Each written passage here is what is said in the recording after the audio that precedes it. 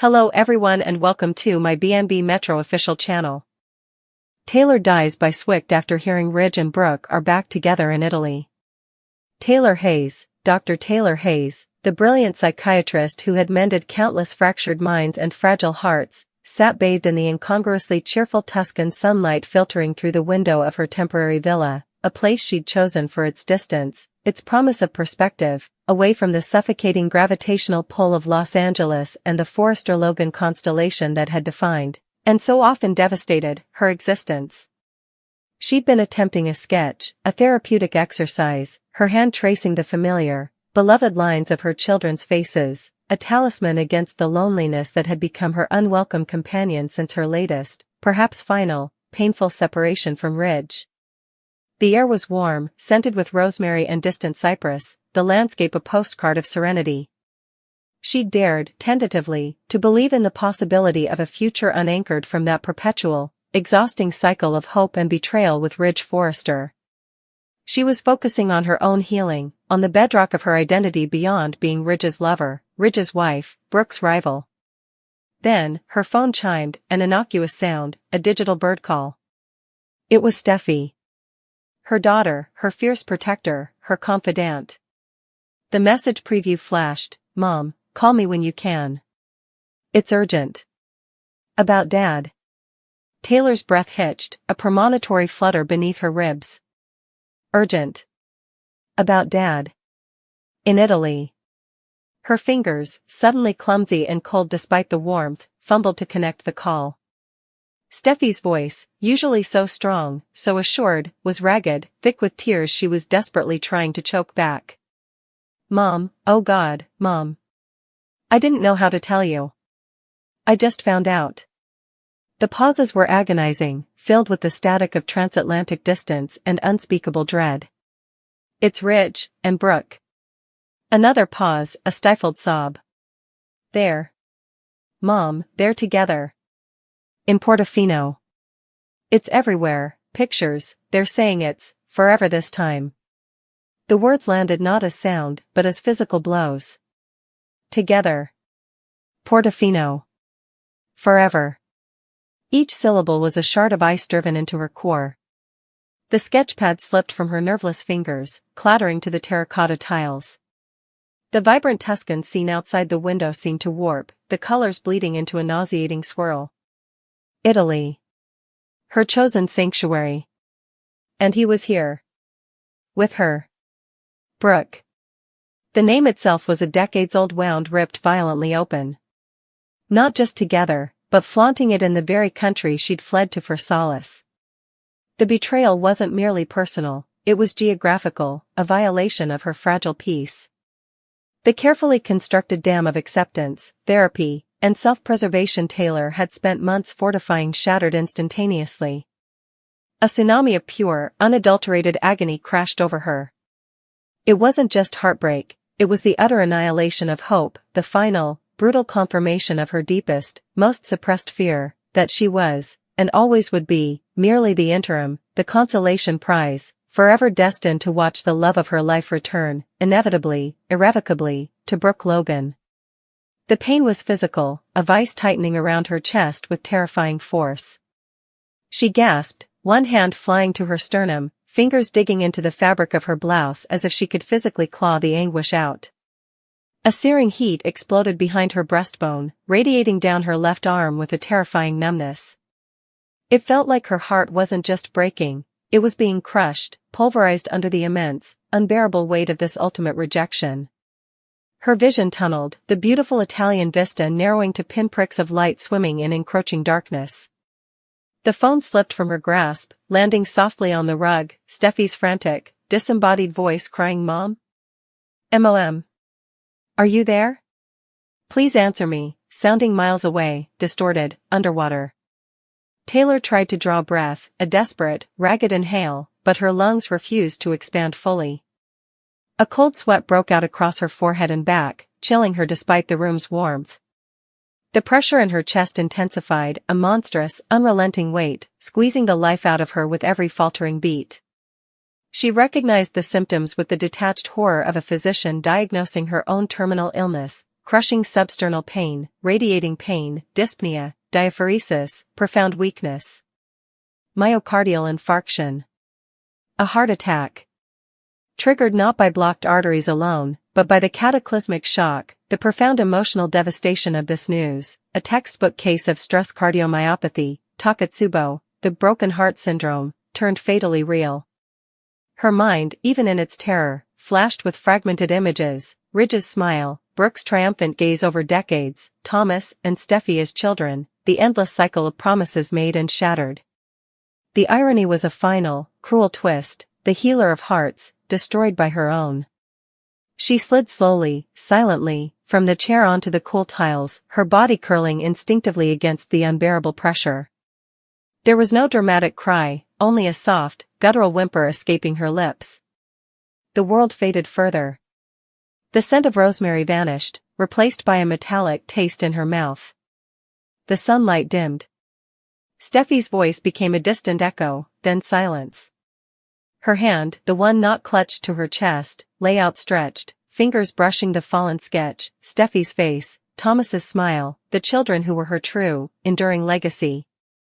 A single tear traced a path through the dust on her cheek, a silent testament to the unbearable sorrow that had finally overwhelmed the strongest of hearts.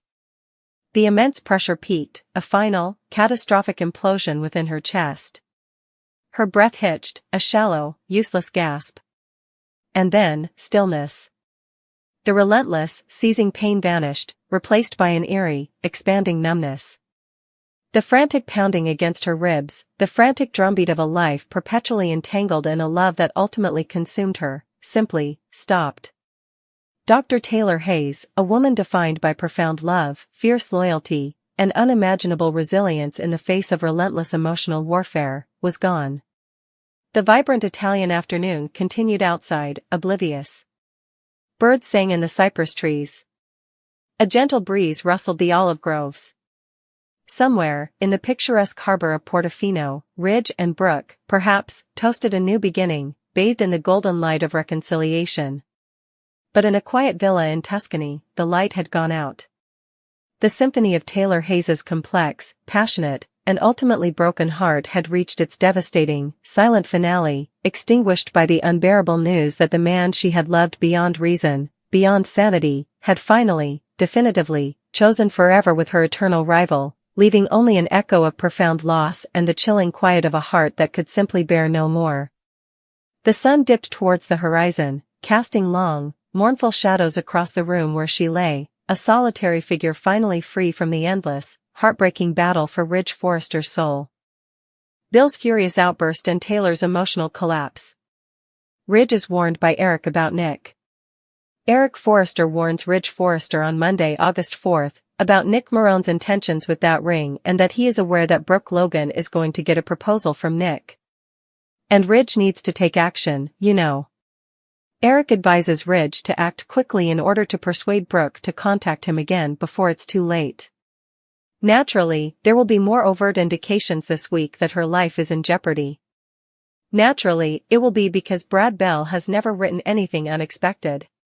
Finn continues to investigate Liam Spencer's case and discovers evidence that supports his theories about her possible involvement. After that, Finn will go up to Grace Buckingham. Of course. I would like to see him rerun a scan on Liam, but it doesn't appear that will happen. I'm not sure if that's in the scans or the notes.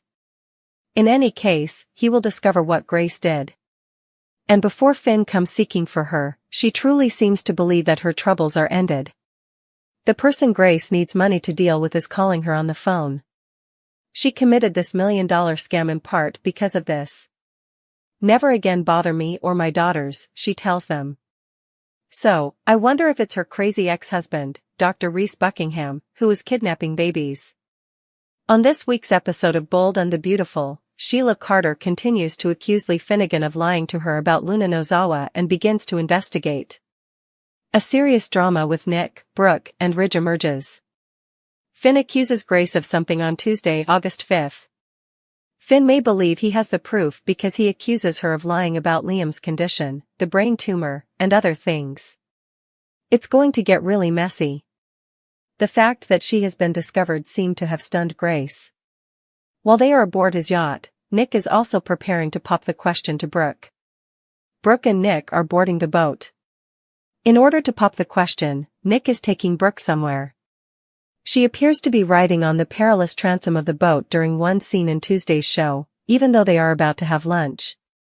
When you have a motor up below a boat rather than the outboard motor behind it, that's similar to the back smooth part. If you're not a boater. In any case, Nick's boat has been experiencing steering issues, and you shouldn't really be back there without a life jacket. They are on a moving sea with waves and currents. To avoid a life-or-death emergency, you are expected to be in the seat and, of course, to disregard boating safety regulations. Spoilers for Bold and the Beautiful. Ridge chases down while jogging through Naples. Brooke. Ridge tries to stop Nick from opposing her. Even though Ridge is still engaged to Taylor and has no plans to break things up at that time, it seems more like he understands he can't allow Brooke to become engaged to Nick. All that matters is that Ridge despises Nick. And he has no say in it. And, you know, this is just how waffle boys are. Liam is no longer in the hospital. At the Spencer mansion, he is blissfully resting on Bill's couch downstairs. I hope Logan is looking after him over there. On Tuesday, we will witness Liam and Hope discussing their recollections of their time spent together. And now that Liam has this fresh lease on life, I'm just wondering if things will change between them. That backup girl who just arrived from France might be useful to Carter Walton. If Liam gets an opportunity to reunite with Hope, Daphne Rose might also get a shot. Liam's recuperation and the boat proposal drama, important bold and beautiful moments. Then, as they speed across the sea on Wednesday, August 6th, Ridge spots Brooke on the back of Nick's boat. Ridge appears to be rather concerned as well. Catherine Kelly Lang needed a stunt double for this shot, so he should. Nick may be experiencing some boating problems, which is why Brooke is going overboard. Recall that they had the mechanic fiddling with the steering wheel while shouting in Italian. It appears that will play a role. Ridge then plunges into the ocean. I have no doubt that he will make Nick look as horrible as possible in order to save Brooke. Ridge will therefore become emotionally invested in this whole situation of his racing to save Brooke from drowning. Eric, his father, was correct. The idea of Brooke being gone is simply too difficult. It will lead to their reunion. I anticipate having a lot of flashbacks. Just get ready. Flashback day can occur on Wednesday. Thursday as well, as it is likely to persist. Spoilers for Bold and the Beautiful. Grace's startling disclosure. When Grace eventually confesses to Finn, he is shocked. I'm curious as to whether she tells Finn the whole truth about what she did to Liam or if she's attempting to distort, justify, or acknowledge it. Grace's confession is likely to shock everyone. It's really going above and beyond to pretend that Liam has cancer. This is where things start to go wild. Grace requests that Finn and she keep this a secret. As in, no foul, no harm. Liam is still alive. Everything is alright. I merely made a small cut on his skull. Finn will be shocked and appalled that Grace is genuinely requesting his protection, you know. Sheila and Leon Bold and the Beautiful shock. Sheila and Lee will be surprised on Thursday, August 7th. After they meet, Sheila might follow Lee to the place where she is keeping Luna and learn of it. They might become friends because of their shared love for Luna and begin plotting. This encounter, in my opinion, will proceed somewhat differently than the one in which Sheila discovered Lee with their baby Finn. When Liam and Bill find out on Thursday, Grace's world starts to come apart. Grace might lose everything, including her freedom and her medical license. When Finn drags Grace to the Spencer estate on Friday, August 8th, and orders her to tell Liam the truth about his cancer, Liam and Hope will be shocked. He will listen, as will Hope. On Cliffhanger Friday, she will begin her confession, and I sincerely hope Bill shows up for this. It will continue throughout the week after this one. Additionally, Donna Logan receives a call this week. It appears to be from Italy. I wonder whether Brooke's accident is the reason. Additionally, I wonder if Donna will learn of Ridge and Brooke's reunion before they return to Los Angeles. Emotional conflicts at the Spencer mansion and Grace's decline. After Grace completes her confession, she will face severe repercussions during the week of August 11th to 15th.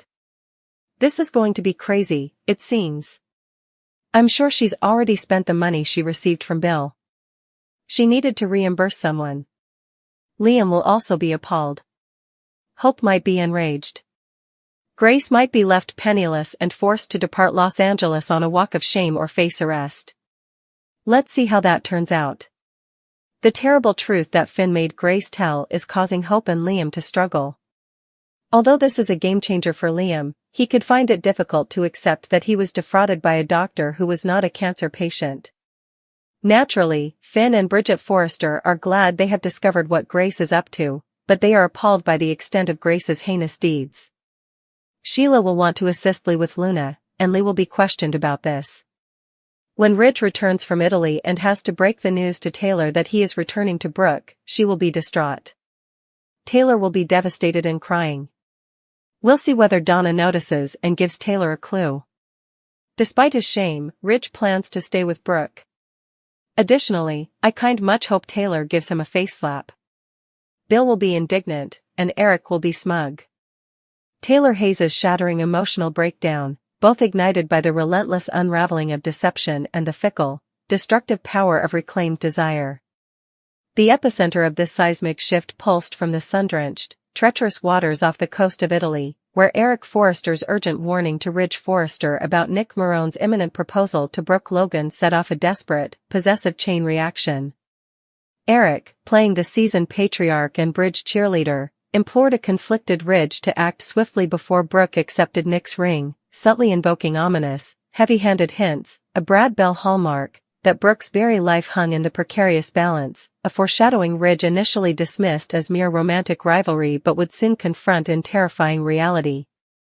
Ridge, still technically tethered to Taylor by their own engagement yet perpetually haunted by his destiny with Brooke, launched a frantic chase through Naples, his motivation less a pure rekindling of love and more a visceral, almost primal hatred for Nick and an inability to relinquish control over Brooke's choices, embodying the very waffle boy indecisiveness that defined him. Meanwhile, Nick, blissfully unaware of the storm gathering onshore, steered Brooke towards a romantic lunch aboard his yacht, a vessel already ominously flagged for steering issues. Ignoring basic maritime safety, Brooke perched precariously on the transom, the smooth, rear deck notoriously dangerous on a moving vessel, as the Mediterranean churned beneath them. The inevitable collision course reached its peak when mechanical failure, likely stemming from the earlier Italian mechanic's frantic warnings, sent Brooke tumbling into the unforgiving sea. Ridge, arriving just in time to witness the horror, plunged heroically into the waves, a rescue destined to reignite smoldering embers amidst the adrenaline and terror, confirming Eric's grim prophecy and setting the stage for Bridge's inevitable, guilt-laden reunion, likely awash in a sea of nostalgic flashbacks. Parallel to this Mediterranean maelstrom, a medical monstrosity was reaching its devastating climax in Los Angeles. Dr. Finn Finnegan, his suspicions about Grace Buckingham's diagnosis of Liam Spencer's terminal glioblastoma hardening into certainty, meticulously pieced together irrefutable evidence. He confronted Grace, his accusation, that she fabricated Liam's entire illness, the tumor, the urgency, the surgery, landing like a detonation in her office. Grace, momentarily shielded by the illusion that her million-dollar con had solved her problems, evidenced by her triumphant phone call telling an unseen antagonist, potentially her dangerous ex-husband Reese Buckingham, to leave her and her daughters alone forever, was visibly stunned, her carefully constructed facade cracking under Finn's relentless scrutiny. The fallout was swift and brutal. Finn, horrified by the sheer magnitude of Grace's betrayal, dragged her to the Spencer mansion where Liam, now miraculously recovered and comfortably convalescing on Bill's couch under Hope Logan's attentive care, was blissfully reminiscing with Hope about their shared past, sparking quiet hope for reconciliation. Under Finn's steely gaze, Grace began her halting confession on Friday's cliffhanger, forced to admit the unthinkable: Liam never had cancer.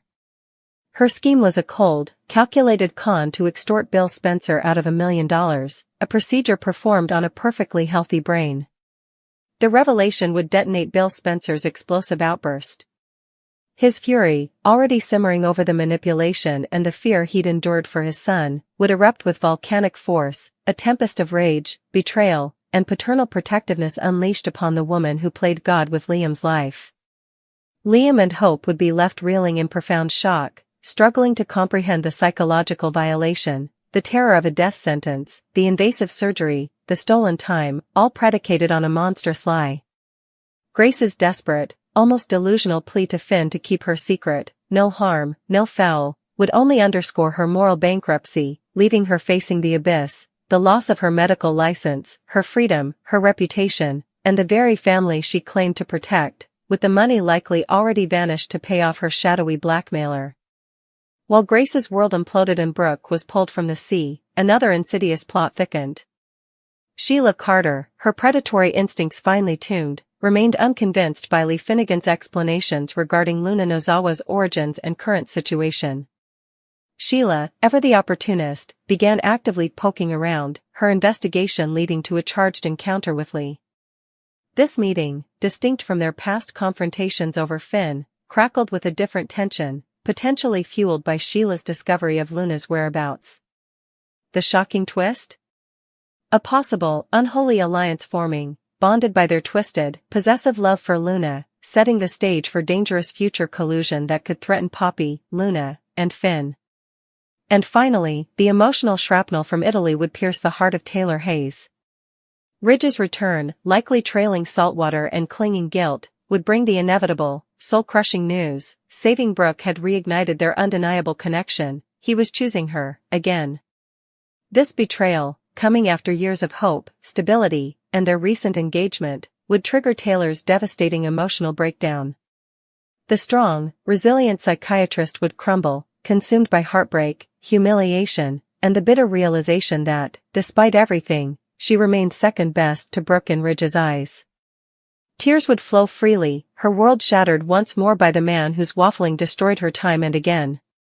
Eric would likely offer smug validation of his advice, while Donna Logan, potentially receiving cryptic calls about Brooke's accident from Italy, might inadvertently drop hints that only deepened Taylor's anguish before the official blow landed. The week closed not with resolution, but with the deafening echo of truths too terrible to bear, Bill roaring in fury, Taylor sobbing in despair, Liam and Hope staring blankly at the monstrous fraud perpetrated against him, Grace facing utter ruin, Brooke gasping on a foreign shore clinging to her rescuer/ex-husband, and Sheila lurking in the shadows, ready to exploit the chaos, a perfect storm of explosive outbursts and emotional breakdowns that left Los Angeles forever changed.